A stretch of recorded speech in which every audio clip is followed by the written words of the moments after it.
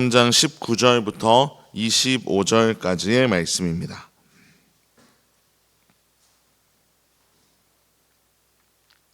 신명기 23장 19절부터 25절까지 말씀 저와 성도님들이 한 절씩 교독하도록 하겠습니다. 내가 형제에게 꾸어 주거든 이자를 받지 말지니 곧 돈의 이자, 식물의 이자, 이자를 낼 만한 모든 것에 이자를 받지 말 것이라. 타국인에게 내가 꾸어 주면 이자를 받아도 되거니와 내 형제에게 꾸어 주거든 이자를 받지 말라. 그리하면 내 하나님 여호와께서 내가 들어가서 차지할 땅에서 내 손으로 하는 범사에 복을 내리시리라. 내 하나님 여호와께 서원하거든 갚기를 더디하지 말라. 내 하나님 여호와께서 반드시 그것을 내게 요구하시리니 더디면 그것이 내게 죄가 될 것이라. 내가 서원하지 아니하였으면 그러나 내 입으로 말하는 것은 그대로 실행하도록 유의하라. 무릇 자원한 예물은 내 하나님 여호와께 내가 서원하여 입으로 언약한 대로 행할지니라. 내 이웃의 포도원에 들어갈 때에는 마음대로 그 포도를 배불리 먹어도 되느니라. 그러나 그릇에 담지는 말 것이요. 함께 읽겠습니다.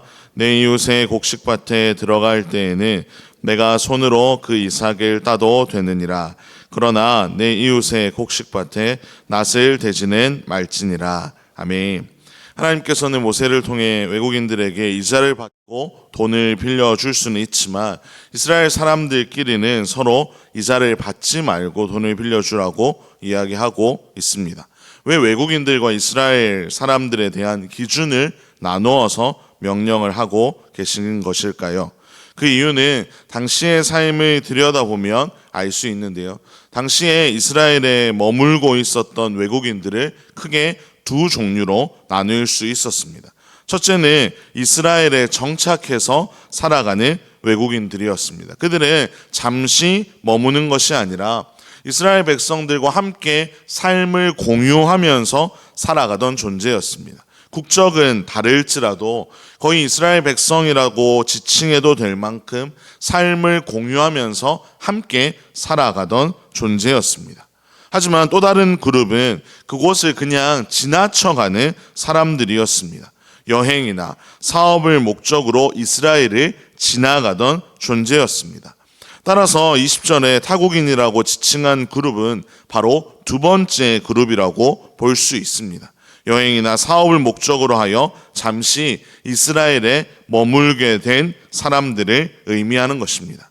하나님 모세를 통해서 그들에게는 돈을 빌려줄 때 이자를 받아도 된다고 말씀하신 것입니다. 왜냐하면 그들이 돈을 빌리는 목적은 좀 더 많은 돈을 벌 수 있도록 자신들의 사업의 미천을 더 늘리기 위한 수단이었기 때문입니다.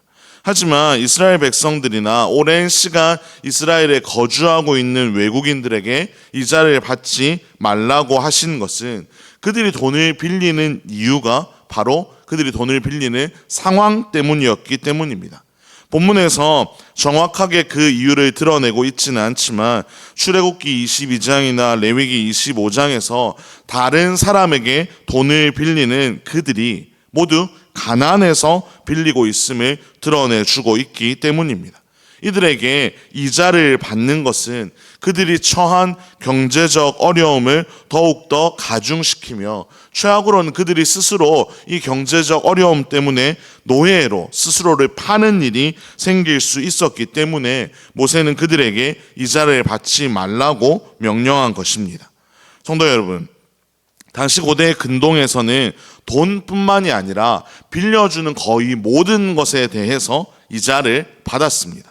돈을 빌려주는 경우에는 1년 이자가 20에서 25% 정도 된다고 학자들은 이야기하고요. 곡식을 빌려주었을 때는 무려 33%에서 50% 정도 이자를 서로 주고받았다고 기록하고 있습니다.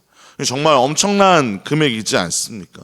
하지만 하나님의 명령에 따라 이스라엘 백성들은 그 모든 것을 포기해야 했습니다. 마찬가지로 24절부터 나오는 포도원과 곡식밭의 이야기도 같은 맥락입니다. 배가 고파서 포도원에서 포도를 따먹는 것, 곡식밭에서 이삭을 줍는 것은 얼마든지 해줄 수 있게 한 것입니다. 대신 그것을 그릇에 담거나 장비를 가지고 와서 수확하는 일은 하지 않도록, 그것을 가지고 경제적 이익을 취할 수 있도록은 하지 못하게 명령한 것입니다. 배가 고픈 사람들이 더 이상 굶지 않도록, 그곳에서 정말로 배를 채울 수 있도록 하나님이 말씀해 주신 것입니다. 애써 농사를 지어 놓은 것을 사실 배가 고픈 이들을 위해 나눠 주는 것 역시 참 쉽지 않은 일입니다. 하지만 이스라엘 백성들은 그 어려운 일을 하나님 앞에서 순종했습니다. 이자를 받지 않고 과일과 곡식을 내어주는 모든 것이 참 쉽지 않은 선택이었지만 그들은 어떻게 그런 일을 할 수 있었을까요? 바로 20절에 기록이 되어 있는 하나님의 약속이 있었기 때문입니다. 내 손으로 하는 범사에 복을 내리시리라는 약속이 있었기 때문입니다. 다시 말해 하나님께서 명령하신 것에 순종할 때 하나님이 그들의 삶을 책임지신다는 확신이 있었기 때문에 그들은 어려운 사람들을 도우며 살아가라는 하나님의 명령에 순종할 수 있었습니다. 성도 여러분, 하나님은 반드시 약속을 지키십니다. 우리는 그 약속을 신뢰하며 살아가면 됩니다. 동시에 우리도 그 약속, 하나님과의 약속을 중요하게 여기며 신실하게 임해야 합니다. 그것이 바로 오늘 본문에 나오는 서원입니다. 누구나 서원을 해야 하는 것은 아니지만 서원을 했다면, 다시 말해서 우리가 하나님께 약속을 했다면 우리 역시 그 약속을 신실하게 지켜나가야 하는 것입니다. 그러니 지키지 못할 서원을 하지 말아야 합니다. 지킬 생각도 없는 것으로 하나님을 속이려 하지 말아야 하는 것입니다. 새벽부터 주님을 의지하며 주님의 전에 모인 사랑하는 성도 여러분, 우리의 인생을 세밀하게 돌보시며 우리를 주관하신 하나님께서는 우리에게 하신 약속을 반드시 지키십니다. 우리는 그 하나님의 약속에 담긴 의미를 잘 기억하며 그 은혜를 나누며 살아가라고 하나님 우리를 초대하고 계십니다. 오늘 이 말씀을 통해서 우리의 인생을 온전하게 책임지시는 하나님을 더 신뢰하며 우리 스스로 하나님 앞에서 하나님과 한 약속들을 잘 지키고 있는지를 돌아보며 점검해 볼 수 있기를 간절히 소망합니다.